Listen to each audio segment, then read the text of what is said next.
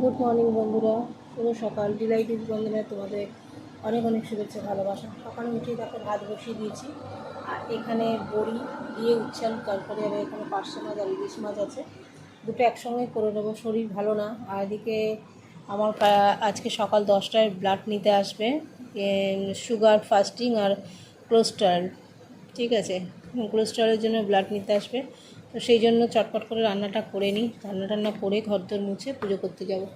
শরীর ভীষণ খারাপ, তো তোমার ইচ্ছা করছে না কোনো কিছু, তাই পার্শে মাছটা ভাবলাম একসঙ্গেই করে নিই।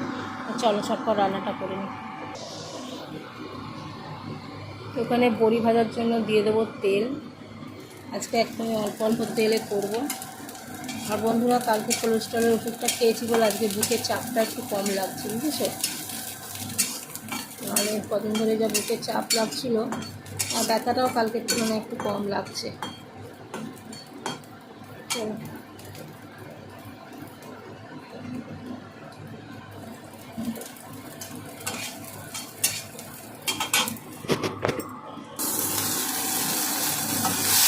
বন্ধুরা এখানে দিয়ে দিচ্ছি উঠছে।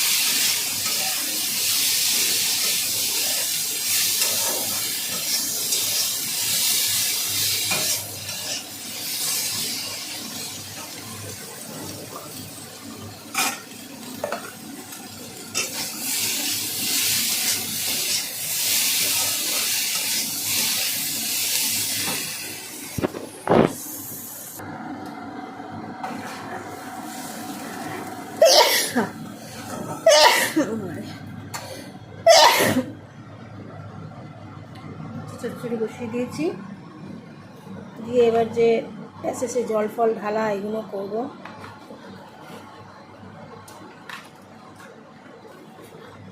রান্না করবো কি বন্ধুরা, মাথাটা ঘুরছে জানো, তো কষ্ট হচ্ছে না, জোর করে করে করছি।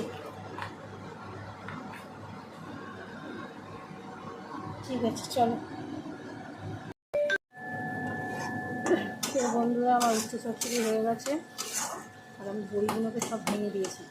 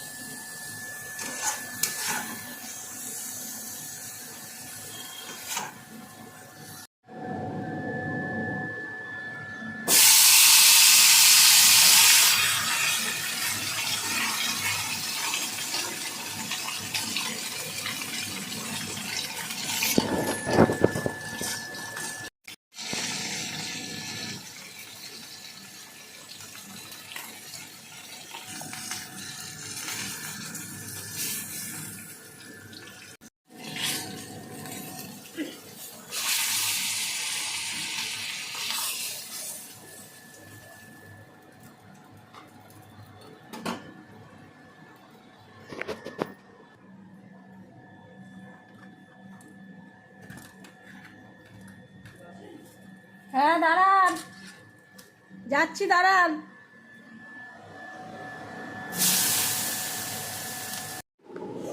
লাগবে না তো?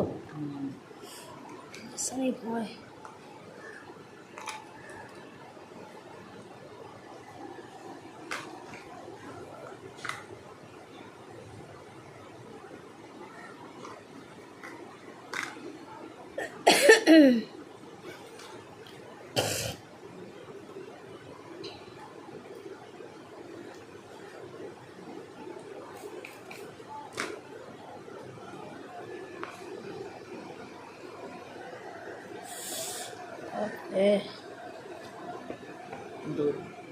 আলগা আলগা করবো না সব?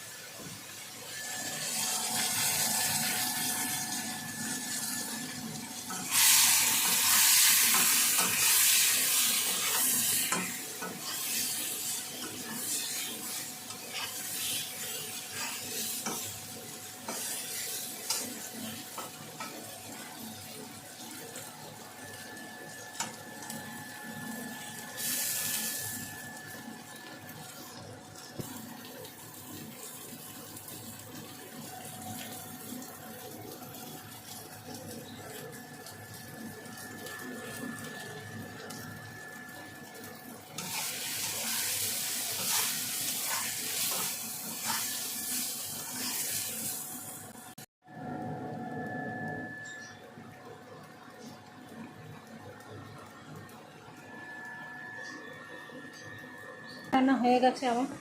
আর এই দেখো এখানে সব রান্না করে ঢাকাঢুকি দিয়ে পরিষ্কার করে রেখে দিয়েছি। আর আজকে আমার আর হয়ে ওঠেনি, বুচুন গেছে বাথরুমে, বুচুন বেরোলে আমি যাব, তারপরে গিয়ে স্নান করে পুজো করব। আর সকালবেলা উঠে দেখো এই যে দেখলেই তো তোমরা ব্লাড নিয়ে গেছে। তো সকালবেলা কোলেস্ট্রল আর সুগার ফাস্টিংটা করলাম, নিয়ে গেছে, ভাই বলে দিয়েছিল কালকে, তো নিয়ে গেছে। আর এখন খেলাম এই যে সকালবেলা খালি পেটে, রক্তটা বলেছিল 10 ঘন্টা আগে, কালকে আমি 9:30টার সময় শুকনো মুড়ি খেয়েছিলাম, খাওয়ার পর বলে ভাই বললো যে 10-12 ঘন্টা কিছু খাবি না, কাল 10টায় ব্লাড নিতে আসবে। তো ওই জন্য 9:30টার মধ্যে আমার খাওয়া হয়ে গেছিলো, 9:45টায় ব্লাড নিতে এসেছিলো। আর তারপর থেকে আর জলও খাইনি, কিছুই খাইনি। ভাই বলেছিল জলটা খেতে পারবে, কিন্তু খাইনি। এখন 1040টা খেলাম, তারপরে হোমিওপ্যাথি ওষুধ খাবো 10-15 মিনিট বাদে, আমাশার ওষুধটা, তারপর ওটা হয়ে গেলে খাবো। এই যে কাল রাত্রে ভাই খাবার দিয়ে গেছে, এই যে দেখো চুলের মধ্যে রয়েছে রুটি আর রসগোল্লা, তরকারি পাইনি, তো ওইটা খেয়ে তারপরে ওষুধ খাবো। রান্নাবান্না হয়ে গেল, একটা শান্তি। আর কদিন ধরে যে একটা চাপ কষ্ট বুকের মধ্যে লাগছিল, চাপা, সেই চাপাটা একটু কোলেস্ট্রলের ওষুধ খেতে একটু হালকা কম মনে হচ্ছে। মানে আমি শ্বাস নিতে পারছিলাম না, এরকম হচ্ছে বুকটাকেও এরকম করে মধ্যিখানে চেপে ধরে রেখে দিয়েছে, সেইটা একটু কম লাগছে, বুকের ব্যথাটাও একটু কম লাগছে, কিন্তু আছে। তো ভাই বললো আজকে ডাক্তারখানায় যেতে, আজকে আমি ভাবছি একটু পার্লার যাবো, ও বলছে গাড়িটা আছে, গাড়িটা নিয়ে চলে যাক, বা ডাক্তার এখন দেখিয়ে 7টা-7:30 নাগাদ গিয়ে দেখিয়ে। তো এখন কথা হচ্ছে যদি পার্লার না যাই, যদি শরীর আমার ভালো থাকে তাহলে যাবো, আর যদি না যাই তাহলে কালকে ডাক্তারের কাছে যাবো। ভাই বলছে আজকে গাড়ি আছে, রিপোর্ট তো 7টার সময় চলে আসবে, রিপোর্টটা নিয়ে ডাক্তারকে দেখিয়ে আন। যে রিপোর্ট নিয়েই যাবো ডাক্তারের কাছে, আবার ডাক্তারবাবু বললেন এটা করতে ওটা করতে। তা বললো তুই একটা কাজ কর, হোয়াটসঅ্যাপে তো সন্ধ্যেবেলা রিপোর্ট দিয়ে দেবে, তুই নিয়ে চলে যা। চলে গিয়ে ডাক্তারকে দেখে এসে দেখছি কী করি। গাড়ি ভাই বললো আজকে গাড়িটা ফ্রি আছে, গাড়িটা নিয়ে চলে যা। তা দেখি 7টা-7:30টার সময় যদি যাই ডাক্তারের কাছে তবে যাবো। মানে এতই মারাত্মক কষ্ট হচ্ছে, চোখ কান মুড়েছে। আজকে তোমরা দেখেছো আমার রান্নাবান্না একদম সিম্পল করেছি, শুধু একটা মাত্র ছোটো পেঁয়াজ দিয়েছি, উচ্ছে আলু বড়ি দিয়ে তরকারি করেছি। আমি তরকারি খেতে ভালোবাসি, তো তরকারি ছাড়া না আমার ভাত ভালো লাগে না। মানে আমার খাবারটা কী বলো তো, অল্প খাবো কিন্তু মুখরোচক খাবো, এই হচ্ছে ব্যাপার। কিন্তু এখন রোগ হয়েছে, এখন আর এই মশলাপাতি খাবো না। দাদা অনেক দিন ধরেই বারণ করে যে এসব খাস না, তাই জন্য পেটের প্রবলেম হচ্ছে, এই হচ্ছে। তবু আমার ওই মুখ মানে না, সেই জন্য খেয়ে নিই। এবারে এখন বৌদি বলছে কদিন ধরে একটু হালকা ফুলকা খাও, আর অত ভাজাভুজি খেও না। আর আমি দেখছি তোমরা যে পেঁয়াজি করে কদিন ধরে বেশ খেয়েছি, ডিম খেয়েছি, অনেকটা অনিয়ম হয়ে গেছে আমার। তো ওই জন্য এখন একদম সিম্পল জিরে ভাটা ঝোল আর ভাত এইসবই খাবো, মাছের স্বাদ হোক চাই না হোক। আর ইলিশ মাছটা আজকে বেগুন আলু দিয়ে কালো জিরে কাঁচা লঙ্কা দিয়ে করেছি, কোনো সর্ষে ফর্ষে দিইনি, ওইটা দিয়েই করেছি। একদম সিম্পল ভাত খাবো, ঠিক আছে। তো চলো বন্ধুরা, চান টান করে আসি, করে এসে পরপর সব ওষুধগুলো খাই, তারপর তোমাদের সময় কথা বলছি। বন্ধুরা, আজকে না নিয়েছি ঘোল, আর না নিয়েছি আমের শরবত, ডাইরেক্ট 1 গ্লাস জল আর এই 4টে বিস্কুট। এখন ঘড়িতে 12টা বাজে, আর এই জাস্ট পুজো করে নামলাম। আর কি বলবো তোমাদের, জামা কাপড় আজকে বুধবার কাচিনি, শুক্রবার পরাবো, যেহেতু কালকে কেচে দেবো। শরীরটাও তো ভালো নেই, ওই জন্য ইচ্ছা করছে না, ভীষণ বুকে আর হাতে যন্ত্রণা করছে, আর যন্ত্রণাটা পিঠে ঘুরছে, এবার পিঠের দিকে চলে যাচ্ছে, ঘাড়ে চলে যাচ্ছে। তো যাই হোক, দেখছো তো গলাটা কিরম ফুলে আছে, এই দেখো। তো জব করিনি এখনও, খানিকটা করেছি, খানিকটা করিনি। এখন এই জল বিস্কুটটা খাবো, খেয়ে তারপর জব করবো। ওনার আগের মতো পাচ্ছি না। এটা আমার মাও বলতো, খেয়ে দে, পুজো কর, এ কর, তাতে ভগবান পুজো নেবে। কিন্তু এখন বলেছিলাম যখন বয়স হবে পারবো না তখন করবো, তো এখন সেই বয়সটা হয়েছে, এখন আর পারছি না। আর নিজেকে সুস্থ রাখতে গেলে, পুজো করতে গেলে এই জিনিসটাই হবে। খেয়ে দে, তারপরে পুজোটা করে নিয়েছি, খেয়ে দে এখন জব করবো, ঠিক আছে। তো চলো বন্ধুরা, আজকে রান্নাবান্না হয়ে গেছে, টেনশন নেই। ওই দাদাকেও ফোন করে বলে দিলাম, ভাই বললো তো তোমাদের তো বললাম ডাক্তারের কাছে যাবো সন্ধ্যেবেলা। তো ডাক্তার দেখিয়ে ওখান থেকে লাইফ লাইন থেকে যদি পারি ওষুধ কিনে নিয়ে একেবারে বাড়ি আসবো, গাড়ি নিয়েই যাব। ভাই গাড়ি দেবে বলেছে, ভাই দেবে বলছি, ভাই বলেছে গাড়ি করেই যেতে। তো ডাক্তার দেখিয়ে টেকিয়ে তারপরে বাড়ি আসবো, দেখি আবার কি বলে, আবার কি রিপোর্ট করতে বলে, ঠিক আছে। তো চলো বন্ধুরা, এখন রাখছি, পরে আসছি। তো বন্ধুরা চলো, এটা খাওয়া দাওয়া করে নিই। এই ছোটো মাইমা ফোন করেছিল, কথা বললাম। প্রথমে বৌদি ফোন করেছিল, বৌদির সঙ্গে কথা বললাম, তারপরে ছোটো মাইমা ফোন করলো, ছোটো মাইমার সঙ্গে কথা বললাম। তারপর আমার বান্ধবী করেছিল, রুবুর সঙ্গে কথা বললাম। এবার যাচ্ছি খেতে, খাবারটা বেড়ে নিয়ে আসি, বেড়ে নিয়ে এসে তারপর তোমাদের দেখাচ্ছি কী কী রান্না করেছি, তোমরা তো জানোই। ফাইনাল লুকটা দেখিয়ে দেবো, চলো। তো চলো বন্ধুরা, দেখিয়ে দিই। এই দেখো, এখানে ভাত,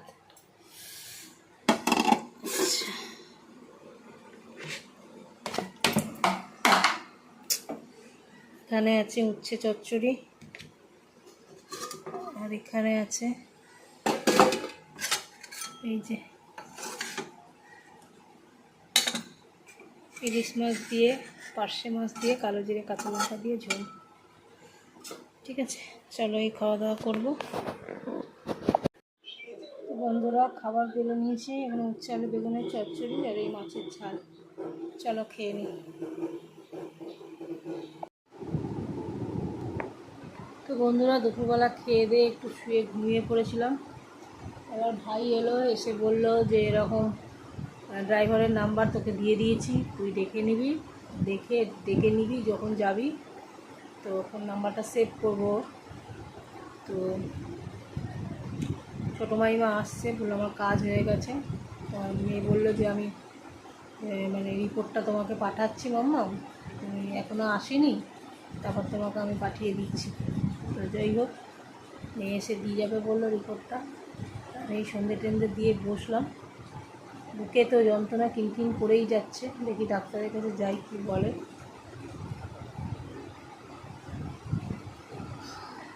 চলো বন্ধুরা, এখন রাখছি, ডাক্তারের কাছে যাই, যদি ওখানে সম্ভব হয়। ডাক্তারবাবুর কাছে তো আর ভিডিও করতে পারবো না, আশপাশটা একটু ভিডিও করে তোমাদের দেখিয়ে দিতে পারি যে ডাক্তারখানা এসছে, ঠিক আছে। এখন একটু শুই, মানে আমার বসে থাকতেই ইচ্ছা করছে না, মানে খালি মনে হচ্ছে শুয়ে পড়ি। এমনি তো কোমর ব্যথার জন্য তো সোজা হয়ে বসতেই পারি না, মনে হয় খালি শুয়ে থাকি, হেলে থাকি। মানে হেলে বসলে, সোজা হয়ে বসলে আমার কষ্ট হয়, আর হেলে একটু যদি বসি তাহলে আমার একটু আরাম হয়। তো এই বাড়িতে থাকলে তো শুয়েই পড়তে ইচ্ছা করে, যা কিছু শুয়ে, বসে কিছু করতে পারি না, ঠিক আছে। দেখছো এখানটা কত ফুলেছে, কি জানি কি থেকে হচ্ছে, হার্টের প্রবলেম হলো না স্পন্ডিলাইটিস মারাত্মক পরিমাণে বাড়ার জন্য এরকম হলো। ঠিক আছে, চলো, সে আগের মতো শরীর চিনচিন করছে। এখন রাখি, পরে আসছি।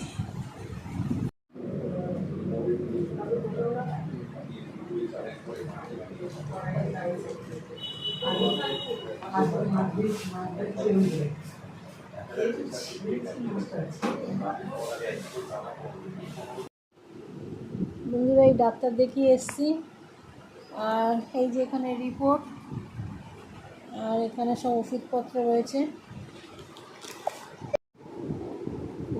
ডাক্তারখানা থেকে বেরিয়ে একবার ওষুধ কিনে নিয়ে বাড়ি ঢুকলাম। লাইফ লাইনে গেছিলাম, এত ভিড়। আবার লাইফ লাইন থেকে মেট্রোতে গেছিলাম, মেট্রো ফার্মাসিতে গেছিলাম, ওখান থেকে গিয়ে ওষুধ নিয়ে এলাম। তো যাই হোক, ডাক্তারবাবু বললেন যে 2 মাস ধরে চেস্টে পেন হচ্ছে, আপনি এতদিন দেখাননি কেন, সর্বপ্রথম এটাই বলেছে।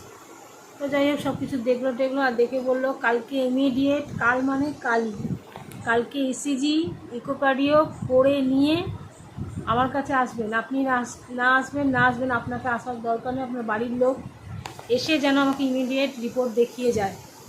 আমি কোনো কথা শুনবো না, বা এখন ইমিডিয়েট একটু 2-3টে ওষুধ দিয়েছে, ওটা খেতে বলেছে।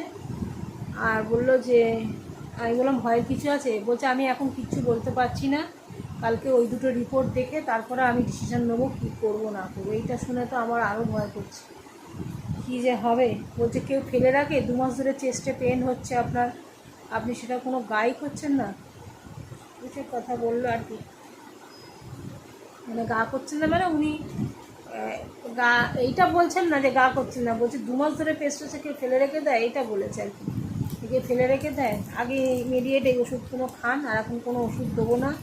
আমি বললাম ভিটামিন ডি যদি হয়, বা আমার ইউরিনের, বলছে কোনো কথা এখন আমি শুনবো না, মানে ইউরিনের কোনো ওষুধ দেবেন না, উনি ভিটামিন ডি কোনো ওষুধ দেবেন না, কিছুই দেবেন না। উনি বলছেন এখন এইটা এই যে এটা ইসিজি রিপোর্ট, ইকোকার্ডিও রিপোর্ট দেখবে, দেখে তারপরে যা করার সিদ্ধান্ত নেবেন, তারপরে উনি ওষুধ দেবেন।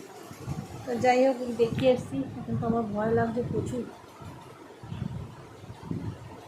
তো শরীরটা যে ভালো নেই, তোমরা আমার চোখ মুখ দেখেই বুঝতে পারছো। এত যন্ত্রণা নিয়ে থাকা যায় বলো তো? প্রচণ্ড যন্ত্রণার কথা, এইসবগুলো টিপেছে তো আরও ব্যথা করছে আমার। যাই হোক, পিঠে বুকে সব দেখেছে, দেখে উনি কিছু বলতে পারলেন না, খালি বললেন 2 মাস ধরে এত যন্ত্রণা, চেস্ট পেন, কেউ ফেলে রেখে দেয়?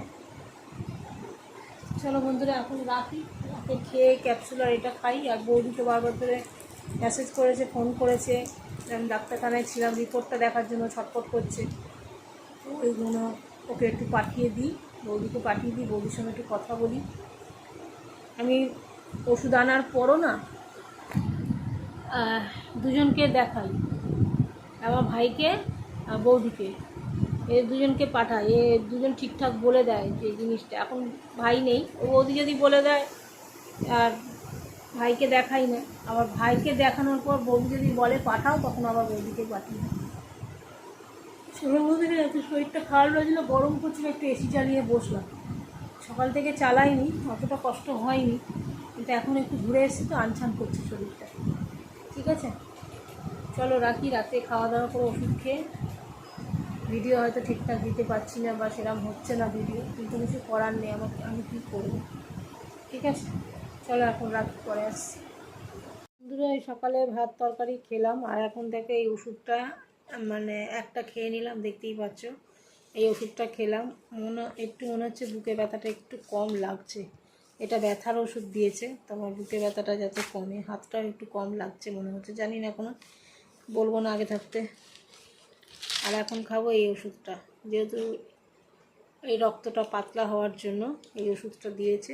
সরি, এইটা না, সরি, এটা কোলেস্ট্রলটা বারণ করলো এখন খেতে। না, ধুইনি, কাল ধোবো। আর এই ট্যাবলেটটা দিয়েছে, এইটা তো বৌদি তো খুব ভালো বলে, খুব সুন্দর করে বুঝিয়েও দিয়েছে। বললো এইটা ব্লাডটা, কোলেস্ট্রলটা প্রচুর হয়, 309, তাই ডাক্তারবাবু বলছেন ফুল প্রোফাইলটা চেক করতে, কোলেস্ট্রলের নর্মাল কোলেস্ট্রল চেক করলে হবে না, তাই বলছে 309 কোলেস্ট্রল আপনার রয়েছে, প্রোফাইলটা চেক করলে বোনের প্রোফাইলটা যদি পুরো করতে হয় তাহলে তো মানে কি পুরো প্রোফাইলটা চেক করতে আবার বলেছে, পুরো প্রোফাইলটা চেক করতে হবে। তাই বলছে ওখান থেকে এখানে যদি 300 নেওয়া হয় সব দিকটাই ওর ওখানে বাড়ানো রয়েছে, তাহলে এই 3টে চেক করে কালকে নিয়ে যেতে বলছি। ইকো করতে বলেছে, ইসিজি করতে বলেছে, ইকো কার্ডিও করতে বলেছে, ইসিজি করতে বলেছে। তো এইগুলো করে নিয়ে কালকে বলেছে, কালকে মানে কালকেই রিপোর্টগুলো সব নিয়ে যেতে হবে। তো ভাই বলেছে সকালে কালকে রয়েতে নিয়ে যাবে। এখন এই ওষুধটা খেয়ে নিই, কদিন ধরে যা বুকে ব্যথা। উনি খুব রাগ করেছেন যে আমি 2 মাস ধরে কিসের জন্য এত যন্ত্রণা নিয়ে, এত বুকে কষ্ট নিয়ে রয়েছি, বুকে হাতে যন্ত্রণা করছে, 2 মাস ধরে কেন ফেলে রেখেছি। উনি সেই জন্য একটু অফেন্ডেড হয়েছে, বলেছে আপনি কেন ফেলে রেখেছেন এই 2 মাসের এই রোগটাকে। তো যাই হোক, কালকে এগুলো করে আনি। কালকে আমাকে বলেছে আপনাকে আসতে হবে না, আপনি কাউকে দিয়ে রিপোর্ট পাঠিয়ে দেবেন, তারপর কালকে আবার ওষুধ দেবে। কি ওষুধ দেবে, কি রিপোর্ট দেখে উনি যেটা ভালো বুঝবেন সেইটা তখন করবেন, ঠিক আছে। তো চলো বন্ধুরা, আর ভিডিওটা বড় করছি না, যতটুকু যাওয়া হচ্ছে তাই এখন নিয়ে নাও, গ্রহণ করো তোমরা। আমি এত কষ্টের মধ্যে ভিডিও বানাচ্ছি শুধুমাত্র আমার চ্যানেলটাকে গ্রো করার জন্য, রেজাল্ট পাবনার। সত্যি কথা বলছি, তোমাদের বলে বলে আমি পারছি না। যারা একবার সাবস্ক্রাইব করেছো তারা কেন কিসের জন্য সাবস্ক্রাইব করছে আমি জানি না। আমার সাবস্ক্রাইব কমে যাচ্ছে, বই কি বাড়ছে না। তার মানে তারা একবার করেছো, করে আবার দ্বিতীয়বার করে করছো। তোমাদের করে হাত জোর করে অনুরোধ করছি, যারা সাবস্ক্রাইব করে বেল আইকনটা টিপে দিচ্ছ তারা আর করুন। আমার নতুন বন্ধুদের অনুরোধ করছি, যারা আমার ভিডিওটা দেখতে পারো তারা প্লিজ, আমি 4 বছর ধরে ইউটিউবে আছি, কোনো 4 বছর কি 4 বছর না, 2021 থেকে আছি। তো 2020 মাঝামাঝি, না 2021ই ধরো, 21 থেকে আজকে 5 বছর হয়ে গেল 2026। লোকে 6 মাস 7 মাস করেই কত ইমপ্রুভ হয়। আমি মানছি আমি ভালো হয়তো এডিট করতে পারি না, আমি ভালো হয়তো ভিডিও দিতে পারি না, আমার দেখানোর মতো কিছু এরকম থাকে না, তবু দেখাচ্ছি তো কষ্ট করে, বলো। আমার ভিডিওতে যে অ্যাড পড়ে না তা না, আমার ভিডিওতে অ্যাড পড়ে, কিন্তু তোমরা যদি একটু সহযোগিতা করো তাহলে অন্যান্যদের মতো আমিও এগিয়ে যেতে পারি, ঠিক আছে। চলো বন্ধুরা, সবাইকে টাটা, গুড নাইট। সকলে খুব খুব ভালো থেকো, সুস্থ থেকো। আমি আমার কথা বলবো না, তোমরা এবার ভগবানের কাছে প্রে করো যেন আমার কালকে রিপোর্ট খুব একটা ক্ষতিকারক না বেরোয়, ভালোই বেরোয়, ঠিক আছে। চলো টাটা।